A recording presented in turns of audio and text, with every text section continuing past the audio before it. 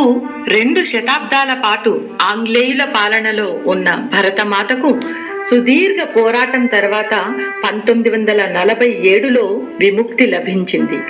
దేశ స్వాతంత్ర్యం కోసం వేలాది మంది ధన మాన ప్రాణ త్యాగాలు చేశారు.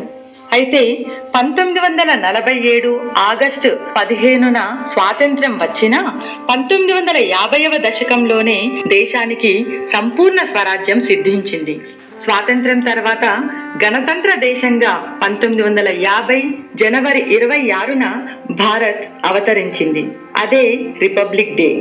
అసలు రిపబ్లిక్ డేను జనవరి 26నే ఎందుకు జరుపుకోవాలి అనే ఈ ప్రశ్నకు సరైన సమాధానం చాలా మందికి తెలియదు. దేశానికి 1947 ఆగస్టు 15న స్వాతంత్రం వచ్చింది. అలాగే 1950 జనవరి 26 నుంచి రాజ్యాంగం అమల్లోకి వచ్చింది. కాబట్టి ఏటా అదే తేదీన రిపబ్లిక్ డే జరుపుకుంటున్నామని భావిస్తారు. ఇందులో కాస్త నిజం లేకపోలేదు. అయితే దీని వెనుక బలమైన కారణం ఉంది. వాస్తవానికి భారత రాజ్యాంగాన్ని 1949 నవంబర్ 26నే ఆమోదించారు.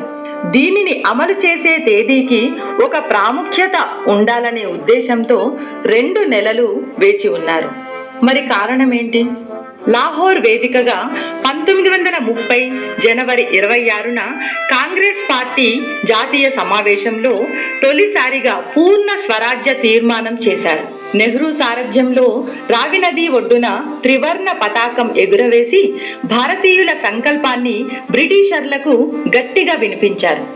నాడు సుభాష్ చంద్రబోస్, జవహర్ లాల్ నెహ్రూ లాంటి నేతలు కాంగ్రెస్ పార్టీలో వేడి పుట్టించి పూర్ణ స్వరాజ్య తీర్మానం ప్రకటన చేయించడంలో సఫలమయ్యారు. ఆ రోజునే స్వాతంత్ర దినోత్సవంగా పరిగణించాల్సిందని కాంగ్రెస్ పార్టీ దేశ ప్రజలకు పిలుపు కూడా ఇచ్చింది. అంతటి చారిత్రక ప్రాధాన్యం ఉన్న తేదీకి చిరస్థాయి కల్పించాలన్న సదుద్దేశంతో నవభారత నిర్మాతలు మరో 2 నెలలు ఆగి 1950 జనవరి 26 నుంచి రాజ్యాంగాన్ని అమల్లోకి తెచ్చారు. జనవరి 26, 1950 నుంచి భారతదేశం సర్వసత్తాక సామ్యవాద లౌకిక ప్రజాస్వామ్య గణతంత్ర రాజ్యంగా అవతరించింది. భారత రాజ్యాంగం ఎలా ఏర్పడింది?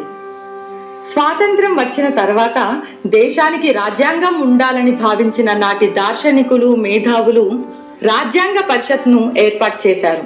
దీనికి అధ్యక్షుడిగా డాక్టర్ బాబు రాజేంద్ర ప్రసాద్ ను ఎన్నుకోగా, రాజ్యాంగ రచనా ముసాయిదా కమిటీ చైర్మన్ గా డాక్టర్ అంబేద్కర్ ను నియమించారు. రాజ్యాంగ రచనకు ఎంతో మంది మేధావులు వివిధ దేశాల రాజ్యాంగాలను పరిశీలించి అధ్యయనం చేసి ప్రజాస్వామ్య విధానంలో రూపొందించారు.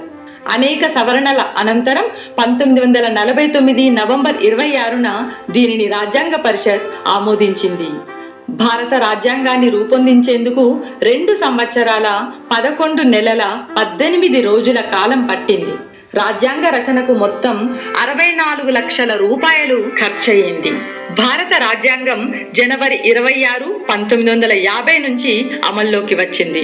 ఈ రోజున భారత ప్రజలందరూ సంపూర్ణ స్వేచ్ఛ, సమానత్వం, లౌకికత్వం, న్యాయాన్ని పూర్తి స్థాయిలో ఒక హక్కుగా పొందడం జరిగింది. తొలి గణతంత్ర దినోత్సవం నాటికి డాక్టర్ రాజేంద్ర ప్రసాద్ భారత రాష్ట్రపతిగా ఉన్నారు. రాజ్యాంగం అమలైన తర్వాత ఆయన ప్రస్తుత పార్లమెంట్ దర్బార్ హాల్లో రాష్ట్రపతిగా ప్రమాణం చేశారు. 5 మైళ్ళ పొడవున సాగిన పరేడ్ తర్వాత ఆయన ఇర్విన్ స్టేడియంలో జాతీయ జెండాను ఎగురవేశారు. నేడు మనం స్వేచ్ఛా వాయువులు పీలుస్తున్నామంటే దానికి కారణం ఎందరో మహానుభావులు. అందరికీ వందనములు.